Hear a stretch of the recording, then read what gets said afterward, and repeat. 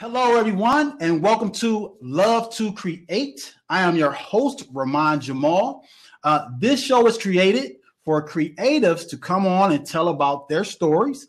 All right. I've had a couple episodes under my belt thus far where I told my story, but today I'm going to speak about something very different. Okay.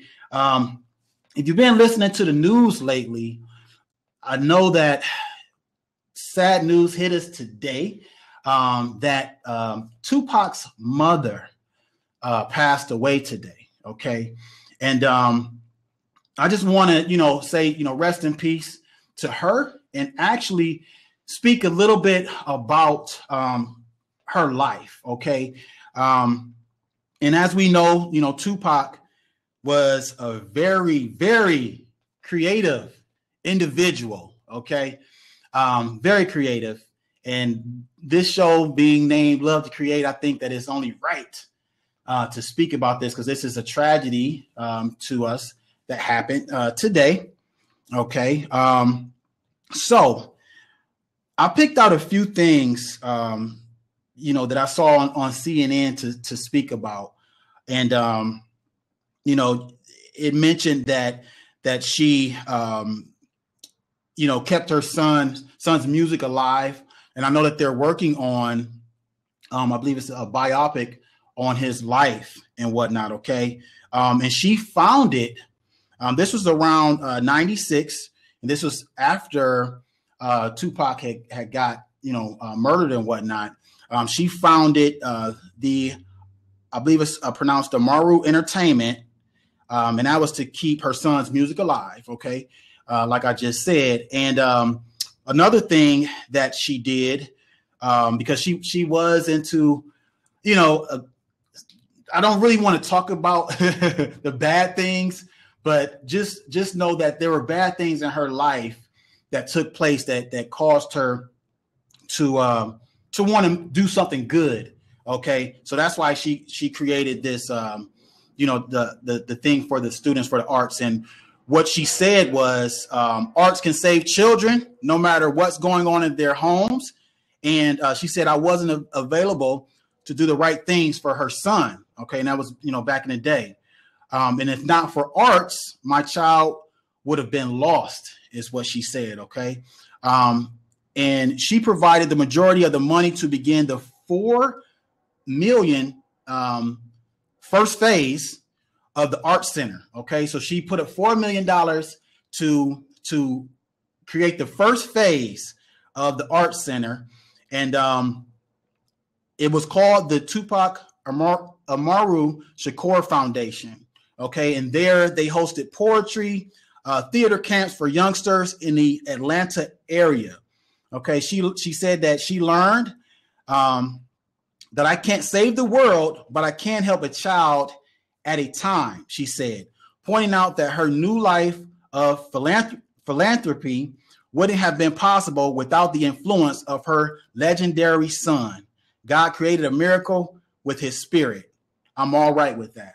Okay, so, man, like I said, we lost, Tupac's mother today. And again, he was a very creative individual. And I just thought that it would be only right and fitting for me to speak about her. Okay. So rest in peace and condolences to the family. All right.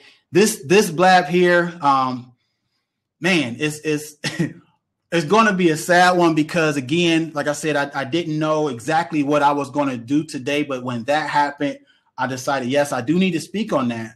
But another thing that recently took place, someone else that was very, very, very creative, okay, passed away recently. And I want to pay tribute to Prince, okay, because, again, very creative individual. And really quick, guys, I don't know if if you were not on during the beginning of this show. There is somebody in the chat that has been taunting me, and I decided to let them roll. Okay. But now I'm going to have to get them out of here. So I don't know who it is, but hey, guess what? Thank you for joining. Thank you for watching. And yeah, see you later. All right. All right. So I hope I was able to block this person. And if anybody knows how to do it, if it's not done as of yet, please do so. Okay. Because now they're starting to get on my nerves. Okay. So if there's anybody who knows how to block this individual, and real quick too, you always have, what I call internet gangsters or thugs that like to come on and try to taunt you and whatnot. Okay. Let me see here. How do I get this person out of here? Mm-hmm. Wow. Oh, there we go. Okay. There we go, guys. Sorry about that. Wow. Anyway, I want to speak a little bit again. I found some facts about Prince that people may not have known. Okay. And I decided that I'm going to go over those things. All right. I thought it would be interesting to put these things out here if you guys haven't seen them as of yet. Oh, I got them blocked. That's cool. Thank you so much. Blossom Your Soul. Thank you for joining as well. Okay. Right. Well, listen, this is what I'm going to do. I found I want to say 17 things about Prince. Okay. Some things that you guys may not have known. All right. So I'm just going to go ahead and I'm going to start rambling through them. Okay. All right. So one thing is that he played the electric guitar on Madonna's Like a Prayer album. If you didn't know that. Okay. Next thing, at 10 years old, he danced with James Brown. All right. It says the two greats shared the stage not once, but twice. The first came courtesy of a family member. And he says, my stepdad put me on stage with him and I danced a bit until the bodyguard took me off. That's what Prince told MTV in 1985. And then once he was an established entertainer, the Purple One graced the stage with Brown and Michael Jackson during a concert at the Beverly Theater in Los Angeles in 1983. Okay. So I was just watching a clip lately of Prince, recently of Prince dancing. And I mean, if you look at it, he does move similar to James Brown. Okay. And I think the clip that we watched in particular was the one where Kim Kardashian got on stage with him and she couldn't dance. And he was like, get off my stage. So yeah, that was the one, right? Okay. So the next thing is when he was broke, he'd go outside of McDonald's just to smell the food. And that's, wow. I'm like, that's something right there. Cause I'm thinking like, man, if you're broke and you're hungry and you're just sitting out there smelling food, that's going to make it worse. Right. But that's something that Prince did. He said, I didn't have any money, so I just stand outside there and smell stuff. Prince said in 1985 Rolling Stone interview, poverty makes people angry, brings out their worst side. I was very bitter when I was young. I was insecure and I'd attack anybody. I couldn't keep a girlfriend for 2 weeks. We'd argue about anything. Okay. So that was a moment in Prince's life that was something that he dealt with. Right. But he continued to push through and made it to that celebrity status and could have bought several McDonald's. Didn't have to just stand out there and smell the food, man. All right. So that was another interesting fact about Prince. All right. The third thing, the fourth thing, Michael Jackson's Bad could have been one of the biggest pop duets in history. Okay. He originally planned for Prince to be on that song. The Purple One gives some insight as to why it didn't happen. And he says, specifically surrounding the lyrics, your butt is mine. Okay. I remember seeing that interview. I think it was with Oprah, if I'm recalling correctly. And he just said, hey, he could not see himself on that song with Michael Jackson looking at him saying, "Your butt is mine." So he decided that he did not want to be a part of that song. Okay. Here's something that's a little gross, but his video shoots for 1999 and Little Red Corvette proved to be disastrous, and they say for toilets. Okay. Like I said, this is just facts that I picked up. Okay. And what they were saying was the mineral oil used to create the smoke in the videos gave many people on the set diarrhea, according to producer Sharon Orick. All right. So that's a little gross, but let me ask you, if you knew that, now this happened on 2 videos. Okay. So it happened on one. I wonder if they realized what it was and they came back and did it again on the next video. Would you have wanted to be on the set of that video? I think that a lot of us here would say yes, regardless of the consequences of the smoke. But yeah, that's just something that took place on Prince's video shoots. All right. Okay. Another thing. Prince was never too cool for romance. All right. He once canceled a Japanese tour to record an album in hopes of impressing his crush, Batman actress Kim Basinger. Now, you think about that, that has to be like a really, really big crush because he canceled a whole tour. How much money could he have made during that tour, right? But love conquers all. So he was in love and decided to cancel that tour to impress his crush, Kim Basinger. All right. Okay. I don't know if they ended up together. Does anybody here know if they dated at all? Anything? Because that's a big deal to give up an entire tour. Japanese tour. He gave the whole thing. Okay. All right. Now this is something that ties back to Tupac. All right. It says that Prince was an inspiration for Tupac Shakur during the making of All Eyes on Me. The rapper sampled some of his music on the album. So that's sweet. Let you know that Prince was huge in music. Pac was huge in music, and he sampled Prince. So icons, man, right? And the good thing about it is we have their music still, okay? All right, so let's move on. And this is the 8th thing. His favorite meal was spaghetti and orange juice during his Purple Rain era. Now, me, I'm thinking about spaghetti and orange juice mixed going together, and that doesn't sound good to me.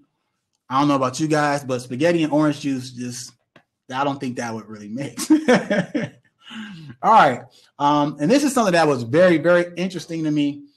It says an entire album recorded as his feminine alter ego, Camille, was never released. Okay. Prince fans first heard Camille on his 1987 track, If I Was Your Girlfriend. He actually achieved the sound effect of a woman by singing in his normal tone, slowing down the tape, then speeding it up as it was played back. Now, how many knew about that Prince had an alter ego, a feminine alter ego, Camille? Okay, and that was never released. I wonder if that was released, what kind of backlash he would have got, because people. Man, but that's something I think that's very interesting. And how many knew that, on the track that he recorded, that it was actually him on the song. Okay, that's something that I didn't know. That is, pretty cool. But that just lets you know how creative he was, and he just was like, whatever.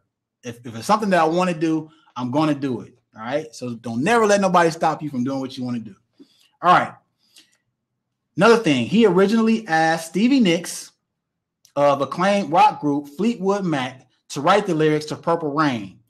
She said the enormity of the track was too much for her. Okay. Now, I wonder if she has regrets for not doing that.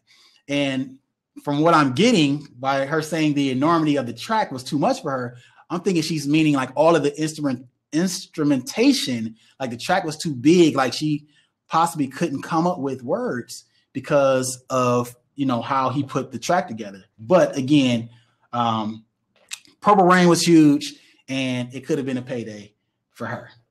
But okay.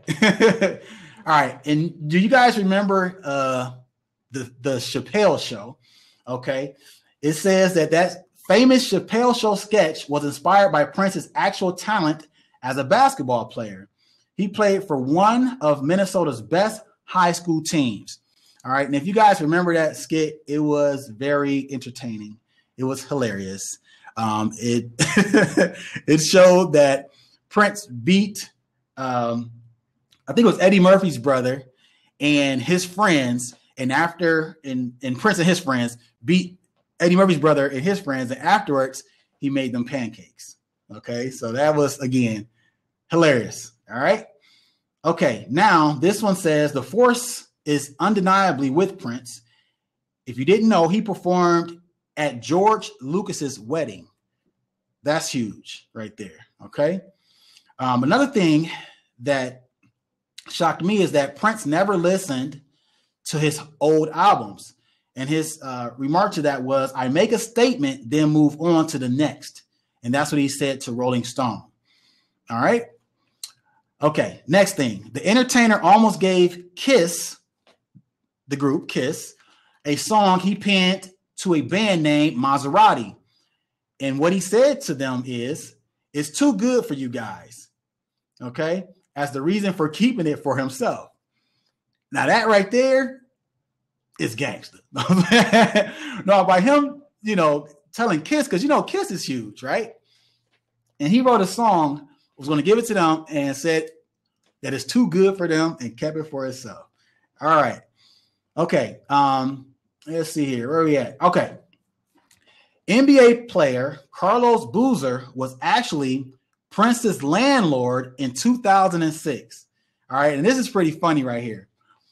Boozer ended up having to sue the Purple God, is what they called him, for painting his symbol on the home's exterior and installing monogrammed carpeting. Okay. So Prince was renting from Carlos Boozer, NBA player, and just decides, hey, I'm putting my symbol all over the walls on the interior, and ended up getting sued for it. So don't know if anything came of it, but all right, let's see here.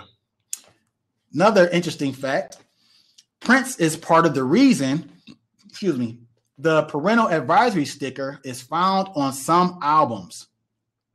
Tipper Gore was shocked when she heard her 11-year-old daughter listening to Darling Nikki, a song about, I'm not going to say if you know the song. And it says, after a legal fight, the RIAA decided to put the sticker into use.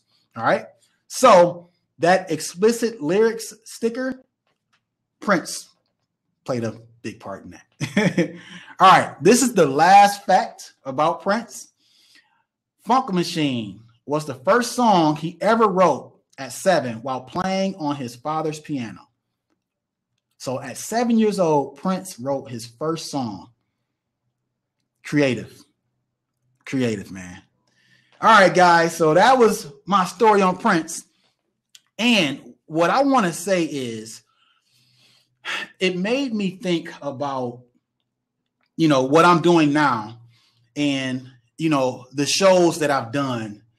And if you guys were watching earlier, we had a troller in the chat room that was just basically just saying all kind of bad things about me and what I've been doing and what I've done and this, that, and the other, right?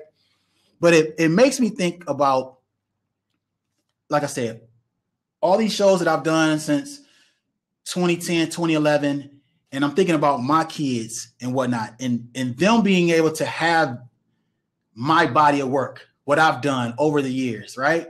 And it made me think about Prince. It made me think about Tupac because, like I said, again, his mother passed today. But like I said, we have their body of work. We still have all their music that we can listen to, and it touches us just like they're still here, right? So whatever you do in life, man, I feel like it's about leaving something behind, making an impact. Okay, leave something behind, so people can see who you are and what you are about, what you were about. And love to create is something that I love to do. So that's why I created this show. But I'm thinking, like I said again, man, this is something that my kids can look back on if you know, if and when I know it's going to happen, that I'm not here someday, right? So got a little deep, y'all. All right, guys, let me check on some of the comments here. Let me see. Okay, so I hope I'm saying your name right. Haynes, you said that you thought that I guess NWA was the reason for the parental explicit lyrics sticker. But yeah, Prince played a big part in that. And, you know, he was way before NWA. So thank you so much, man, for the love and the support. Thank you so much.